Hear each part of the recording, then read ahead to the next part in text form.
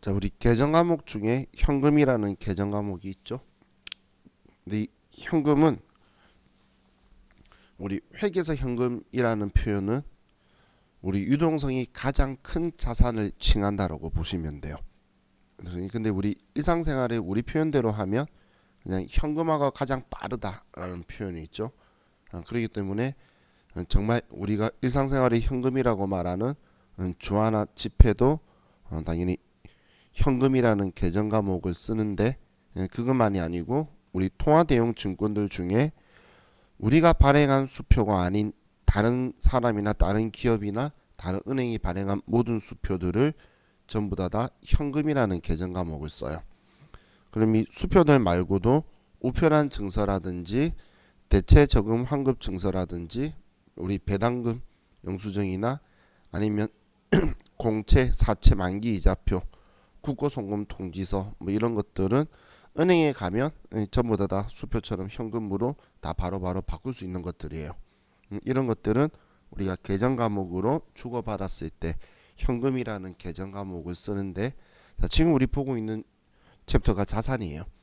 자산이기 때문에 이 그 수표나 이런 배당금 영수증이나 이런 것들을 우리가 받았으면 차변에 우리가 현금이라고 쓸 거고, 이걸 우리가 지급을 했으면 대변에 현금이라고 쓸 거예요.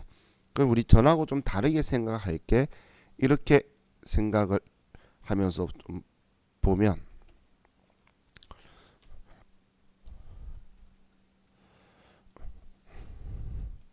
우리가 타임 발행 수표를 수취했을 때 있죠. 수취했을 때 차변에 현금이라고 썼어요. 그럼 이렇게 쓰게 됐으면 이게 처음 우리는 장부에 기록을 한 거죠. 기록을 했기 때문에 우리는 나중에 타임 발행 수표로 지급을 하게 되면 대변에 현금이라고 쓰는 건, 이거는 우리가 장부에서 제거하는 거다라고 보시면 돼요. 처음에 우리가 받았을 때는 장부에 기록을 해뒀다가 우리가 이걸로 지급을 했을 때는 반대로 이제 제거하기 위해서 같은 계정 과목을 쓰는 거예요. 그래서 자산이니까 처음 받았을 때는 차변에 현금이라고 써두고, 그럼 두 번째 이걸 지급했을 때 여러분 생각할 때는 받았을 때 뭐라고 써뒀지? 현금이었네. 그러니까 얘를 지급했으면 나에게 사라졌죠. 그래서 현금을 지우는 거다라고 생각을 하시면 돼요. 그럼 받았을 때 어떻게 이때 썼냐에 따라서 여기에 지워 때는 같은 계정 과목을 써야 우리는 지워지겠죠. 같은 금액을 써야지. 그래서 그런 원리로 생각을 하시면 돼요. 그럼 처음 쓸 때 자산은 원칙적으로는 자기 자리가 차변이니까 차변 쪽에 기록을 해두고, 그럼 같은 쪽에 있으면 금액이 합쳐져 있다가 반대쪽에 쓰면 줄여주는 성격으로 이렇게 가는 게 우리 기본 원리다라고 보시면 돼요. 그래서 우리가 뭔가가 내 장부에 처음 기록할 때는 여러분들이 선택을 하는 거예요. 어떤 계정 과목을 쓸까? 처음 기록할 때는 선택을 하는데, 그 다음 일어나는 거라면 제거하는 단계가 생겼을 때는 어떤 계정 과목으로 써뒀을까를 생각을 해보시는 거예요. 그럼 받았을 때에 어떤 계정 과목 썼냐에 따라서 이제 내가 그걸 지울 때는 그 같은 계정 과목을 지울 거니까, 그래서 생각하는 방향을 이제 조금 다르게 가져보자는 거예요. 자, 그럼 우리 현금이라는 계정 과목은 뭐 우리가 그렇게 어렵지 않게 제가 처음 설명드릴 때도 여러분들이 잘 이해를 하셨기 때문에, 자, 그럼 우리 현금 과부족이라는 계정 과목이 있죠. 이 현금 과부족이라는 계정 과목은 임시 계정이에요.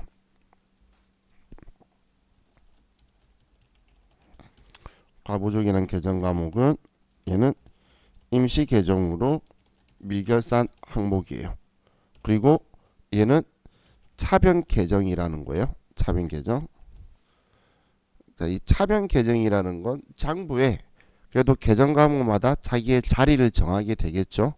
그럼 자기 자리를 정하는데, 자, 제가 프로그램 가지고 좀 보여드리면,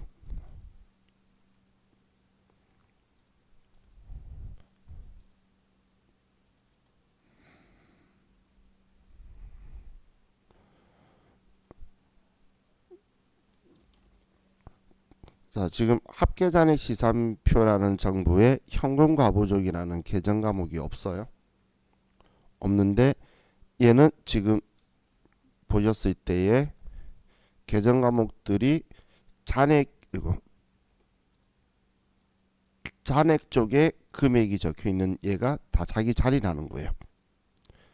지금 뭐 대손 충당금은 차감 계정이니까 자산을 줄여주는 거라 대변에 있는 건데 자기 자리가 차변인 계정이라는 거예요. 얘네들이. 그럼 자기가 자리가 차변인 건데 우리가 돈이 부족해서 1월 1일 날 대변에 현금을 장부에서 100만 원 줄여주고 차변에 현금 과부족이다라고 제가 이렇게 분개를 했어요. 그럼 부족해서 이렇게 분개를 하게 되면 얘는 차변 계정인데 차변에 썼죠. 그렇기 때문에 잔액이 플러스로 100만 원이 나와요. 그럼 지금처럼 제가 차변에 얘를 썼으니까 제거하려고 그러면 대변에 써주면 제거가 되겠죠. 그죠? 자, 그런데 얘를 만약에 돈이 많아서 차변에 현금을 높이고 대변에 현금 과부족이라고 썼어요. 그러면 얘가 대변의 잔액이 늘어나는 게 아니고 차변 계정이라는 건 얘는 차변에서 반대쪽에 있으니까 마이너스라고 뜬다는 거예요. 자기 자리를 벗어나지가 않고 너무 많이 대변 쪽에 썼다라는 거예요. 그럼 이 마이너스가 뜬 걸 우리는 결산 때에 제로로 만들어 주기 위해서 그럼 여기에 마이너스면 자기 자리가 차변인데 마이너스네. 그러면 여러분은 대변에 많이 썼었구나 과거에 이렇게 생각할 수 있어야 되겠죠. 근데 이 현상은 이것만이 아니고 여러분들이 나중에 실무에 가시면 그 보통 예금 통장인데 마이너스 통장을 쓰는 또 그 기업들이 좀 있을 거예요. 그럼 매번 마이너스 찍히는 거 확인하는 거 귀찮잖아. 그러니까 평소에는 그냥 대면에 보통 예금이라 계속 쓰는 거야. 돈 나갈 때마다. 그럼 내 장부에는 마이너스라고 적혀 있어요. 그랬다가 기말에 그 마이너스 대변에 많이 썼던 마이너스 금액을 차변에 쓰면서 대변에 그 돈 빌려온 거라고 단기 차입금으로 한 번에 정리를 해버릴 거예요. 그 얘도 보통 예금이 차변 계정이기 때문에 대변에 너무 많이 썼다는 거예요. 보통 예금 돈 나갈 때마다. 근데 평소에는 뭐 나가고 들어오고 왔다 갔다 하는데 매번 정리하는 건 사실 귀찮겠죠. 그래서 실무에서는 그 잔액을 사실 신경을 안 쓰는데 우리 시험에서는 원칙적으로 해야 되니까 마이너스 뜰 때마다 차입금이다라고 표현을 하는 거지만 실질적으로는 나중에 한 방에 정리할 거예요. 여기서 생각해도 그게 훨씬 더 편하겠죠. 그래서 이 현금과부족은 이 장부 원리를 알면 나중에 결산 때 정리하기가 훨씬 더 편해요. 플러스라고 돼 있으면 차변에 많이 썼네. 그럼 대변에 써서 정리하겠다. 그리고 지금처럼 마이너스가 떴네. 그럼 차변에 써서 얘 잔액을 없애주겠다. 이렇게 생각을 가지면 얘가 훨씬 더 편하겠죠. 그래서 제가 얘가 계정 과목이 차변 계정이다라고 표현을 한 거예요. 그럼 얘는 임시 계정이고 미결산 항목이기 때문에 정체성이 좀 없죠. 그럼 우리 현금이 부족하면 이 부족하다는 건 기중 부족하다는 거예요. 기중에 부족하게 되면 우리가 제일 중요한 건 현금과부족이란 계정 과목을 쓰는 것보다는 우리가 실제로 가지고 있는 현금 잔액과 여기에 적혀 있는 이 현금 잔액하고 실제 가지고 있는 현금 잔액이 일치해야 된다는 거예요. 그런데 이 현금 잔액이 일치하지 않을 수가 있겠죠. 그러면 우리는 항상 실제 값이 메인이에요. 실제 가지고 있는 게 장부에 써져 있어야 되니까. 근데 실제가 더 작다면 돈이 어딘가 나갔다는 거죠. 그러면 장부의 금액을 줄여줄 거라는 거예요. 그럼 장부의 금액을 줄여주려면 우리가 할 수 있는 건 대변에 현금이라는 계정 과목을 쓰는 것밖에 없고, 그럼 장부의 현금 잔액을 맞추고 나서 차변에 현금 과부족이라는 계정 과목을 임시 계정을 써서 찾겠다라고 이렇게 두는 거예요. 그랬다가 우리가 원인을 밝히게 되면 그러면 얘를 제거하기 위해서 반대쪽에 쓰는 거겠죠. 그러면 현금 과부족이다라고 쓰고 만약에 이 돈이 우리가 나간 게 뭐 전에 제가 옛날에 설명할 때 복리후생비라고 했었으면 뭐 복리후생비다. 아이고. 뭐 이런 식으로 써줄 거란 이야기예요. 이건 원인을 밝혔을 때 하는 건데 이 임시 계정이 여러분들이 형용과부족이 성격이 어떤 건지 알겠죠? 그럼 이걸 외부 이용자한테 이 계정 과목을 보여주는 건 적절하지 않다라는 거예요. 지금 우리 회사 현금 시제 못 맞추고 있어요 이런 뜻이야.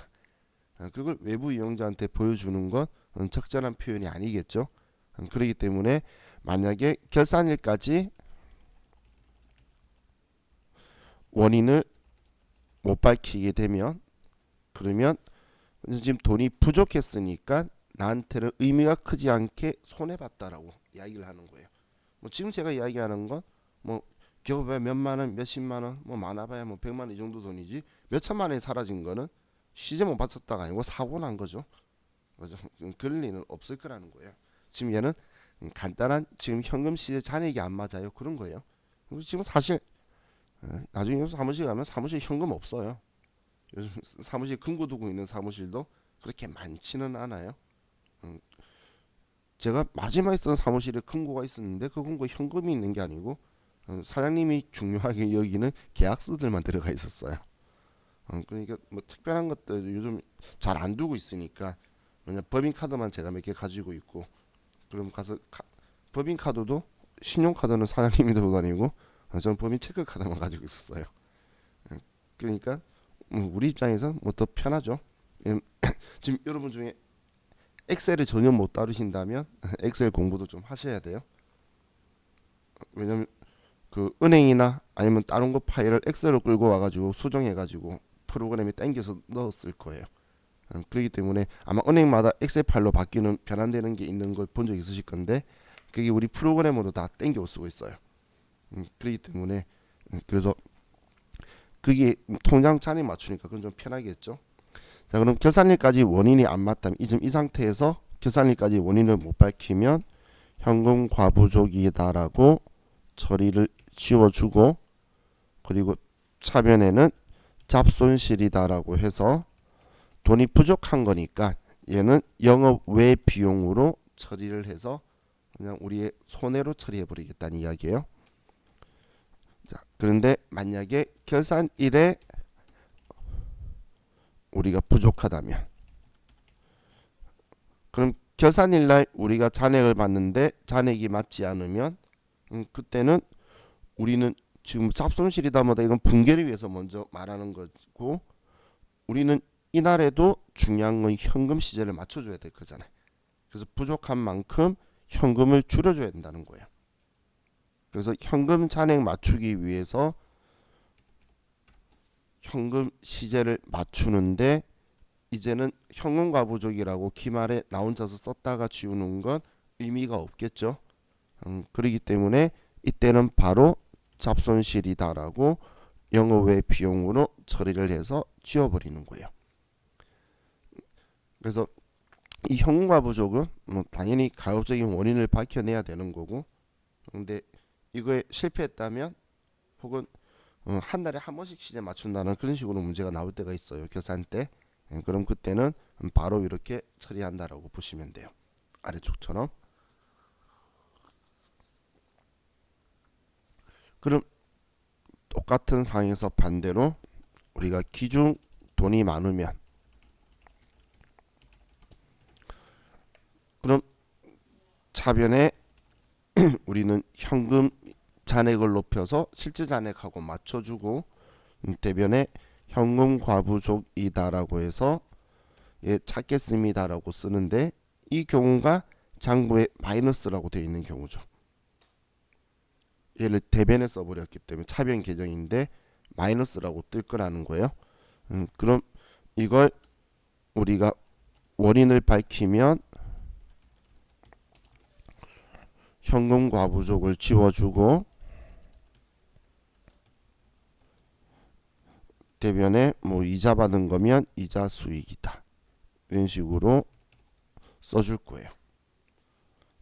그런데 결산일까지 원인을 못 밝힌다면 그때는 어떻게든 간에 우리는 돈이 어딘가 들어온 거죠. 그렇기 때문에 현금 과부족은 지우면서 얘는 영업 외 수익이 자비익이다 라고 해서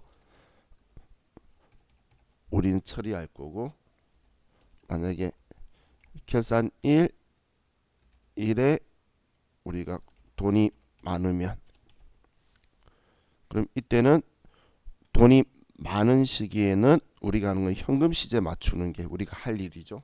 그래서 현금을 높여주고 그리고 대변에 바로 자비익이다라고 처리할 거예요. 제가 900번대 쓰는 게 그 세무위급 시험이 결산 문제가 5문제 나오다 보니까 현금과부족 문제도 세무위급이 잘 나와요. 그럼 할 때 꼭 이런 표현을 써요. 영업외 수익 중에 영업외 비용 중에 적절한 계정 과목 선택하래. 그럼 지금 얘네들이 영업외 수익 비용 중에 적절한 계정 과목인데 갑자기 그걸 딱 받아들이면 자비익 잡손실 말고 또 다른 계정 과목이 있나? 이렇게 생각하시는 분들이 좀 더 많이 있어요. 그래서 자 얘네들이 영업외 수익 비용이니까 계산 때 다른 계정 과목 찾아가지 마시고 이걸로 그냥 처리하시면 돼요. 자 이게 우리 형용과부족이라는 계정 과목을 쓰는 방법이었고, 자 다음 소액현금 전도금이라고 하는 계정 과목이 있죠. 자 이 소액현금 전도금 얘가 자, 이런 거예요. 이거는 제가 계정 과목으로 가지급금 표현했었는데 이 가지급금이 전도금으로 이름이 좀 변화되고 있고 얘가 소액현금으로 변하고 있다고 했던 그거예요. 왜냐면 이 가지급금이라는 게 어림잡아 대략적으로 지급하는 돈이죠. 그럼 어림잡아 대략적으로 돈을 지급하는 건데 이 전도금이라는 것도 대략적으로 돈을 주는 그 느낌은 거의 똑같은 거예요. 우리 회사에서 만약에 공사 현장이 있어요. 그럼 공사 현장에 격리 사무원이 가 있을 수가 없겠죠. 그럼 거기 현장의 관리자에게 돈을 얼마 정도를 줘두고 본사 들어올 때마다 영수증 주시면 돈 채워드릴게요. 이렇게 하면서 우리 하는 거 있죠. 그걸 우리 지금 교재에 있는 정액자금선거법이라고 하는 거예요. 그냥 100만 원 시제 맞춰둡시다 라고 해서 어느 기간 되면 와서 영수증 주면 그 돈 다시 채워주는 거 있죠. 그걸 정액자금선거법이라고 하고, 부정액자금선거법은 그냥 수시로 돈 주는 거예요. 그러니까 큰 의미가 있는 건 아니에요. 그럼 얘가 전도금이라는 건데, 근데 이걸 가지급금이라는 계정 과목이 전도금을 끌고 가서 써버리다 보니까 그런 실제 전도금을 쓰는 회사들이 있다라는 거예요. 여러분이 회사 갔을 때도 어디 뭐 공장이든 공사 현장이든 그런 현장이 있겠죠. 그럼 그런 곳에 있는 곳에서 얘를 같이 써버리면은 계정 과목이 충돌이 나니까 여기에 소액 현금이라는 계정 과목으로 지금 현재 쓰는 걸로 변화해 가고 있다라고 보시면 돼요. 자, 그래서 이 계정 과목은 가지급금처럼 생각을 지금 하시면 돼요. 그럼 지급할 때 우리가 지급할 때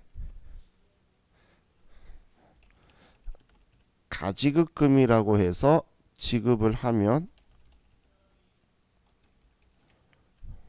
우리가 정산할 때 이걸 지워주는 거니까 대변에 가지급금을 써서 지워줄 거고, 근데 지급할 때에 우리가 전도금이라고 처리를 했으면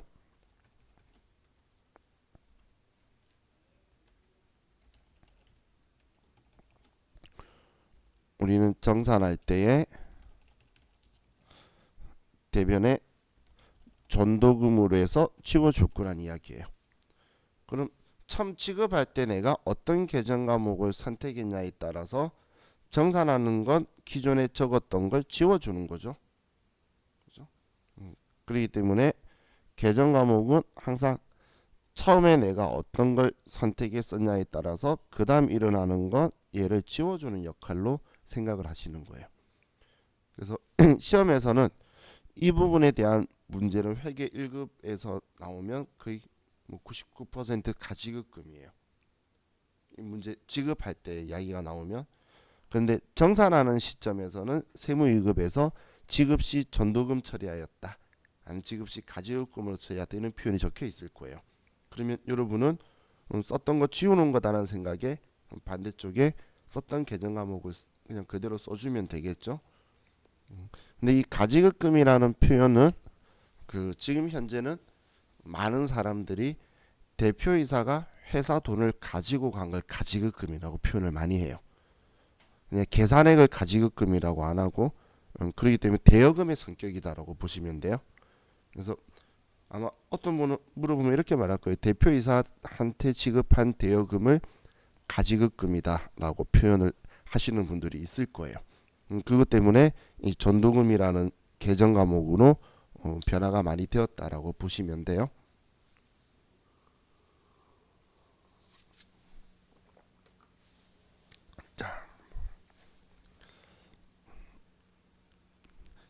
다음 이제 은행 예금에서, 자, 요구불 예금이라는 표현은 요즘 일상생활에 잘 안 쓰죠.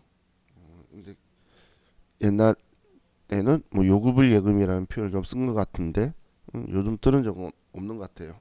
근데 뭐 입출금이 자유로운 예금들을 우리는 요구불 예금이라고 하는데, 자, 우리 당좌 예금이라는 계정 과목이 있죠. 자, 이거 가지고 자, 우리가 좀 볼게요.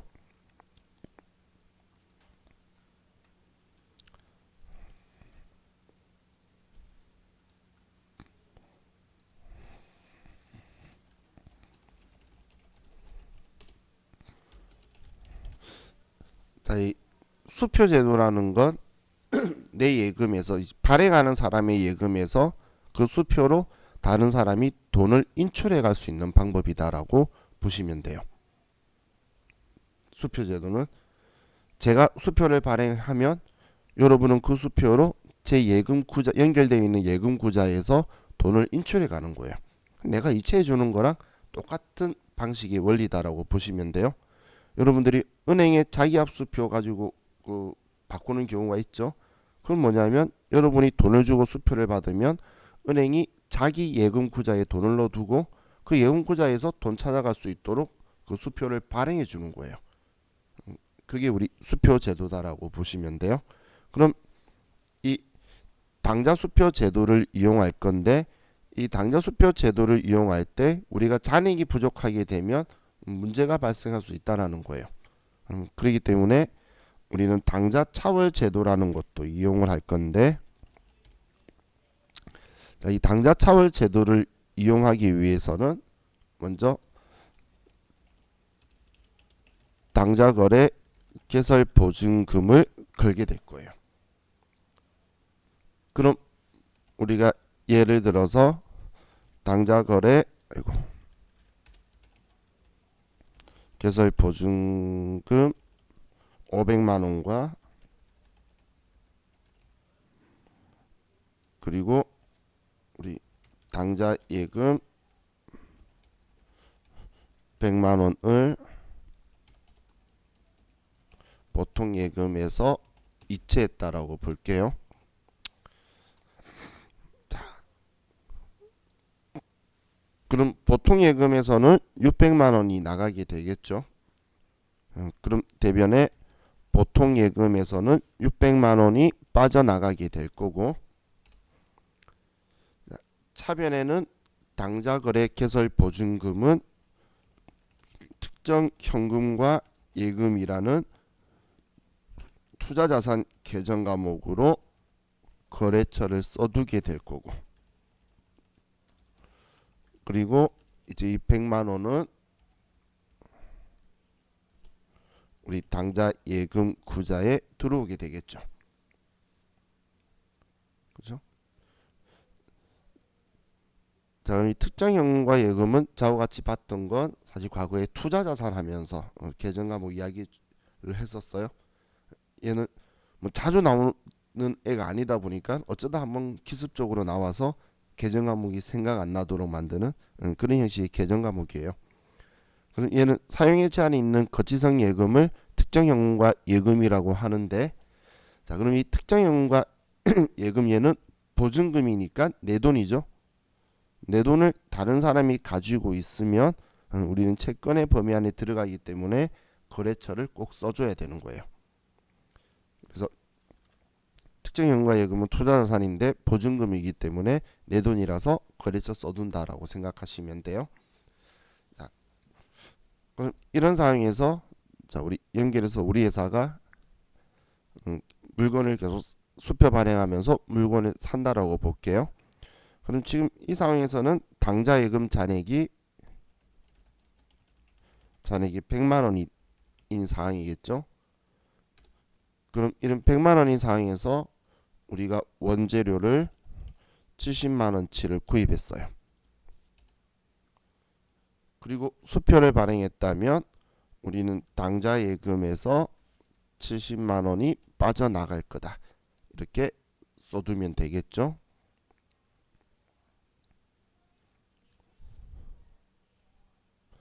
그럼 이렇게 하고 나면 당좌 예금의 잔액이 30만 원으로 이제 줄어들었을 거예요. 그럼 이런 상황에서 또 우리 회사가 원재료를 50만 원치 구입을 했어요. 이런 경우에는 자, 우리 시험에서는 무조건 당좌 예금 잔액 한도로 대변에 당좌 예금이라고 쓰는 거예요.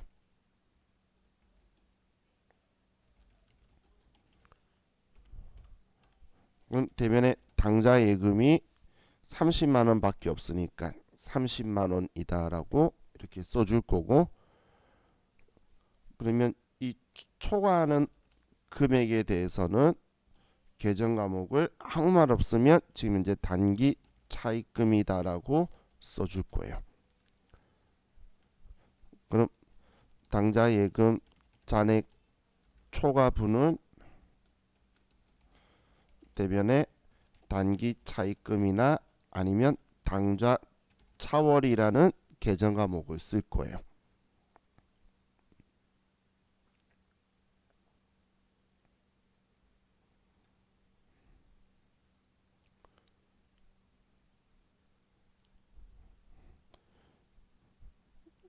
그럼 지금 이 두 계정 과목은 이 계정 과목과 이 두 계정 과목은 둘 다 얘네들은 유동 부채 계정 과목이에요. 얘 둘 다.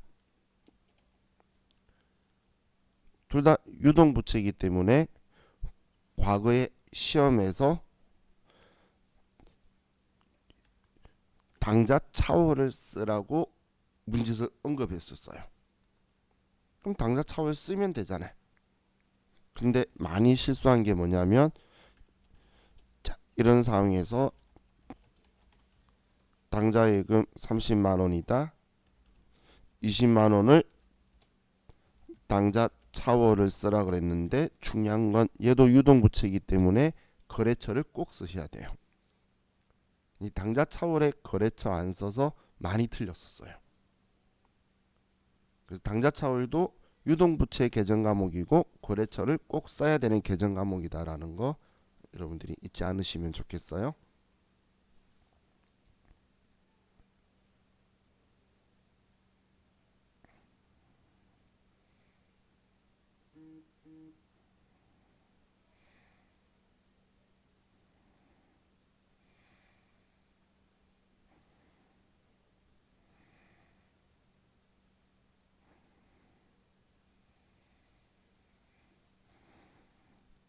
자, 그럼 이제 당좌 예금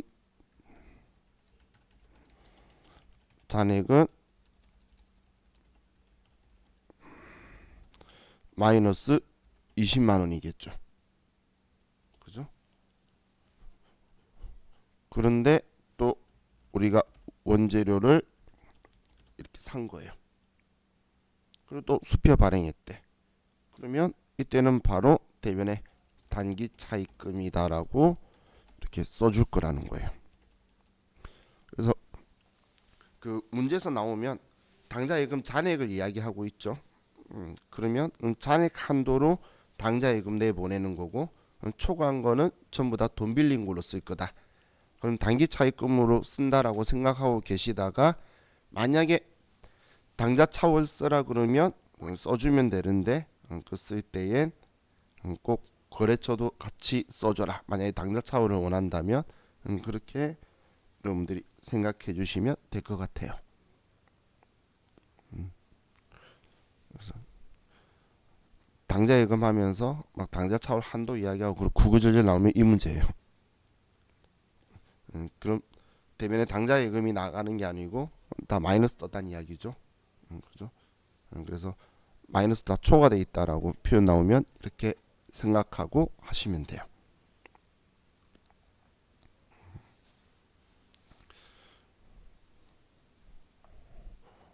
자, 그리고 혹시 문제에서 계산하면서 당좌 예금 우리账目상 당좌 예금이 마이너스 예를 들어서 60만 원이다라고 이렇게 적혀 있는 경우가 있어요. 평소에 그냥 대변에 당좌 예금이라고 썼다는 거죠, 실무처럼. 그러면 이건 평소에 여기 대변에 단기 차입금이라 안 쓰고 당좌 예금이라고 써뒀다는 이야기예요. 그럼 그 마이너스를 제거시키라는 문제예요. 그렇다면 우린 차변에 당좌 예금 60만 원을 쓰면 장부상에 마이너스 60이 사라지게 될 거고, 그럼 대변에 얘를 단기 차입금이다 60만 원 이렇게 써서 장부상의 마이너스 잔액을 제거시킬 거라는 거예요.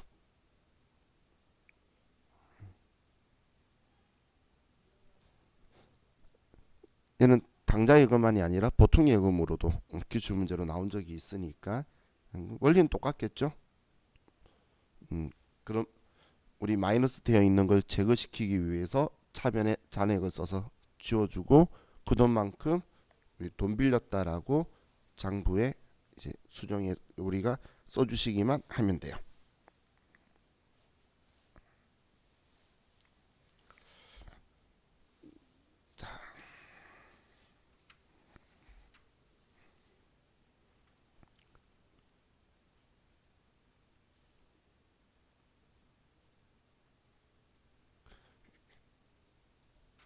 그럼 우리 이제 저축성 뭐 예금 적혀 있는데 이건 뭐 정기예금, 정기적금 뭐 이런 거 이야기니까 크게 신경 안 쓰셔도 되고, 은행 계정 조정표는 그냥 어떤 건지만 이야기 들으시면 돼요. 뭐 얘는 따로 크게 막 공부하실 건 아니고, 자, 그 우리 당좌 예금이 예를 들면 이것만 가지고 쓰는 건 아닌데 당좌 예금에 잔액하고 내 장부 잔액하고 일치 안 한 경우가 생길 수 있다는 거예요. 기말에는 딱 일치시켜야 되고, 어떤 회사는 은행 잔액 증명원까지도 주석에다 넣어둬요. 그런데 당좌예금 잔액하고 장부상 잔액하고 실제 잔액이 틀린 경우가 어떤 경우냐면, 예를 들면 내가 수표 발행했어요. 그럼 돈 찾아갈 거라고 대면에 당좌예금이라고 썼는데 상대방이 그냥 아직까지 은행 가서 안 찾아갔나 봐. 그럼 그 상황을 어떻게 볼 거냐라는 건데, 우리 회사는 이미 발행한 수표 번호도 있고 그 금액에 대한 게 있죠. 그럼 결국은 빠져나갈 거잖아. 그런 경우에는 은행 측 수정 사항이다라고 해서 기록해 두는 거예요. 그럼 우리가 수정하고 막 그럴 필요는 없다라는 거예요. 근데 또 반대로 우리는 기말까지 통장에 아무 내역이 없어서 딱 정리 마감을 했는데 밤에 막 11시 50분 막 50몇 분에 은행에서 그 이자를 결산 정리하고 이자를 빼가는 경우가 있어요. 그러면 이자 빠져나간 게 내 장부에는 안 적혀 있겠죠. 그런 건 우리 회사 측 수정 사항이다라고 해서 우리 회사가 그 장부를 이제 기록을 해줄 거예요. 그래서 어느 쪽이 바꿔야 되는 거다라고 정리를 해서 지금 차이 난 이유가 이거다라고 보여주는 게 은행 계정 조정표예요. 그래서 회사 측 수정사항, 은행 측 수정사항 이렇게 쓰는 건데, 요즘은 신경 안 쓰더라고. 재무제표에도 주석에도 안 들어가 있는데 옛날에는 같이 넣었었어요. 근데 지금은 안 들어가다 보니까 시험에서도 언급을 잘 안 하더라고. 그래서 이런 게 있구나 정도까지만 생각하고, 나중에 여러분 회사에 가시면 그 마감할 때에 이런 거 이야기하시는 옛날 사람들이 있어요. 그럼 마음속으로는 옛날 사람 생각하시면 되고, 그러면서 차이도 봤을 때 웬만하면 은행 측 수령사항만 남아 있도록, 우리 건 내가 빨리 미리 다 정리해 버리는 게 제일 정확하겠죠. 그렇게 정리하시면 끝나는 거예요. 자, 이제 다음 페이지 넘겨서 현금성 자산을 보면, 자, 현금성 자산이라는 건 계정 과목이 아니죠. 얘는 분류였어요, 분류. 그럼 이 분류 중에서 우리가 현금성 자산에는 꼭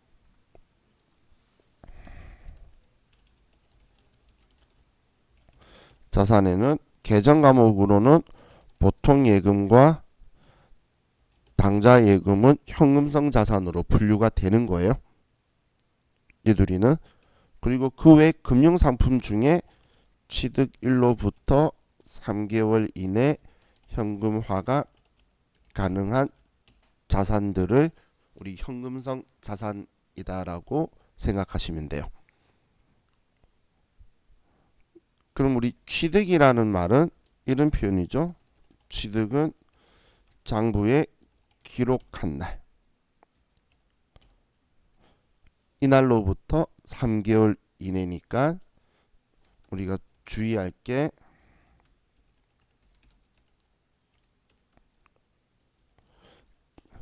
결산일로부터 3개월 이내로 도래되었다. 이런 말이 있으면 얘는 틀린 거예요. 보유하고 있다가 결산일로부터, 예를 들어 1년짜리 우리가 정기예금 가입했어요. 오늘. 그럼 올해 12월 31일 기준에서는 며칠 있으면 현금되는 거잖아. 근데 그걸 현금성 자산으로 분류하느냐? 그건 아니란 이야기예요. 그래서 우리 현금성 자산에서 제일 중요한 거는 취득일로부터 이날로부터 3개월 이내에 현금화가 가능한 자산이다. 이렇게 생각을 하시면 돼요. 자, 그리고 당연히 현금성 자산이니까 유동성이 커야 되겠죠. 그래서 사용에 제약이 있으면 안 돼요. 사용에 제약이 있으면 그건 투자 자산으로 분류되는 거예요. 그래서 사용에 제한이 당연히 없어야 된다. 자, 다음 우리 단기 금융 상품은 이 앞 페이지에서도 왔었는데, 우리 내년에 만기가 되는, 결산일로부터 1년 이내 만기가 되는 정기 예금이나 정기 적금 뭐 이런 것들 있죠.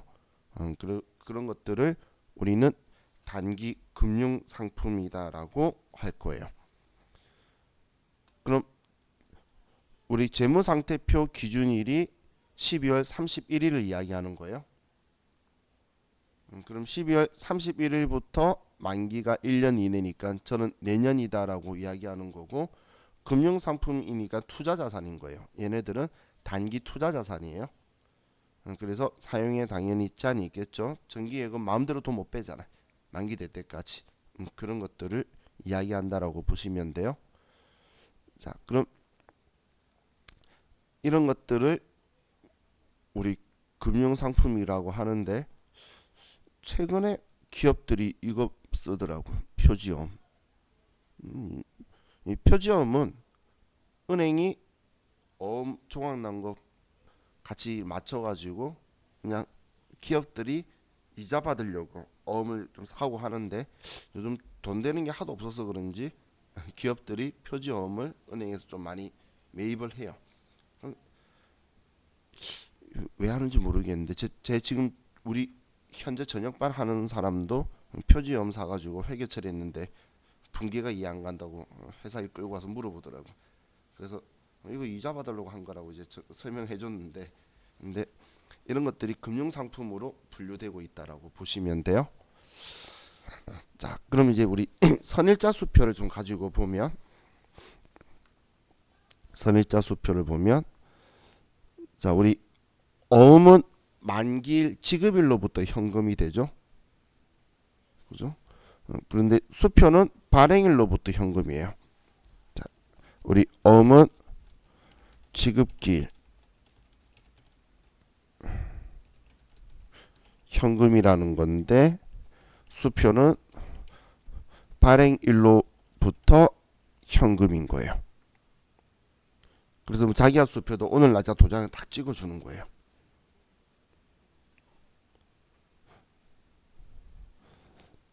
이건 우스갯소리로 옛날에 은행 직원들도 이런 지식이 좀 많이 작았었어요. 그래서 그 현금 가진 사람이 수표 한다고 갔는데 은행 직원이 도장을 안 찍어준 거예요. 그래서 다른 곳에 가서 쓰려고 했더니 날짜 없다고 안 받아준 거예요. 그 때문에 난리 난리난 게 뉴스 신문에도 막 나오고 있었어요. 그러다가 최고의 대박 사건이 하나은행이 자기압 수표인데 그때 1억짜리였나 2억짜리였나 그걸 자기가 지급 거절한 거예요. 우리도 다 엄청 웃었어요. 자기가 자기 발행한 수표를 자기가 부도냈잖아요. 우리끼리 엄청 웃었어요. 자기도 창피했는지 다음날 뉴스 기사까지 제거시킬 만큼 쫙 정리해버리던데. 근데 상식적으로 이해가 안 가죠. 자기가 자기 앞으로 발행한 수표인데 자기가 지급 거절하면 자기 수표를 부도낸 거예요. 정말 바보 같은 짓이었죠. 근데 그 수표 가지고 지급 거절 당한 사람이 언론사에다 이야기해가지고 뉴스 나왔었어요. 근데 조금 이해가 안 가는 상황이었는데 왜 그런지 근데 결론은 다 분위기가 그 은행 직원들의 무지함 때문에 일어났다 뭐 이런 식으로 몰아가던데 근데 이 수표가 자기압 수표는 거기 있는 직원이 도장을 찍는데 당자 수표는 우리가 쓰죠. 오늘 날짜다라고 그러면 우리가 수표를 직접 쓰는데 자 우리가 당자 수표를 발행하면서 발행일을 미래의 날짜를 기록하는 거예요. 그럼 이걸 우리는 선일자 수표라고 표현하는 거예요. 그럼 내가 예를 들어서 6월 1일 날 만기인 어음을 발행한 거랑 6월 1일자를 발행일자로 적은 수표를 발행하는 거랑 차이가 있을까요? 받아가는 사람 입장에서는 2월 1일부터 현금 되는 건 똑같은 거죠. 그죠? 그렇기 때문에 자 우리는 선일자 수표는 어음하고 같은 거예요. 선일자 수표는 우스갯소리로 선일자 수표 발행하려고 그랬더니 싫대. 그럼 기다려라고 그러고 어음 과자 써주면 돼요. 그러면 그 받는 사람만 바보 되는 거죠. 그렇기 때문에 그냥 두 개는 똑같이 취급을 해요. 그리고 우리 자금 관리도 수표하고 어음하고 같이 관리를 해요. 다 똑같이. 그래서 우리 선일자 수표는 어음으로 취급한다는 거예요. 그럼 어음으로 취급한다라는 건 우리한테는 의미가 크죠. 왜냐하면 일반적인 상거래냐 아니냐를 따지게 될 거라는 거예요. 우리가 어음은 일반적인 상거래면 우리는 매출 채권, 매입 채무를 쓸 거고 일반적인 상거래가 아니면 기타 채권, 기타 채무를 쓰겠죠. 똑같이 취급할 거라는 거예요. 그래서 선일자 수표는 어음으로 취급한다라고 기억하시면 돼요. 자, 그래서 우리 교재도 보시면 자, 선일자 수표는 어음에 대한 회계 처리에 준한다라고 적혀 있는데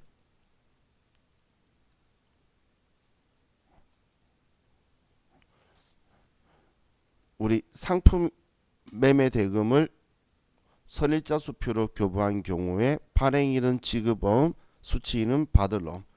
만기 때는 당연히 이제 지우는 거겠죠. 만기 때는. 근데 상품 거래 외라는 건 일반적인 상거래 아니면 미지급금, 미수금 쓴다는 거예요. 그냥 우리 어음하고 똑같이 분개한다라는 걸 이렇게 표시해 둔 거예요. 그래서 선일자 수표는 어음으로 분류를 하고 있다. 그렇게 여러분들이 생각을 하시면 되겠어요. 자, 그럼 우리 교재 아래에 알고 갑시다라고 적혀 있는데, 자 이건 여러분들이 그냥 한번 시간 나시면 읽어보시고, 뭐 엄청 중요한 건 아니에요. 여러분들이 알고 있는 걸 그냥 정리해둔 내용이다, 이렇게 생각하시면 돼요. 또 여기 뒤에 있는 이 문제들 있죠. 자, 이 문제들도 그냥 보지 마세요. 아시겠죠? 뒤에 있는 이런 문제들, 이것들은 우리한테 그렇게 썩 유익한 게 아니니까 그거는 안 보셔도 될 것 같아요. 자, 그렇게 하면 이제 우리 기본적인 계정 과목들은 조금 봤고, 자, 우리 지금 46분인데 쉬었다가 이제 단기매매 증권인데, 단기매매 증권만 말고 유가증권에 대해서 전체적으로 볼게요. 자, 우리 쉬었다 합시다.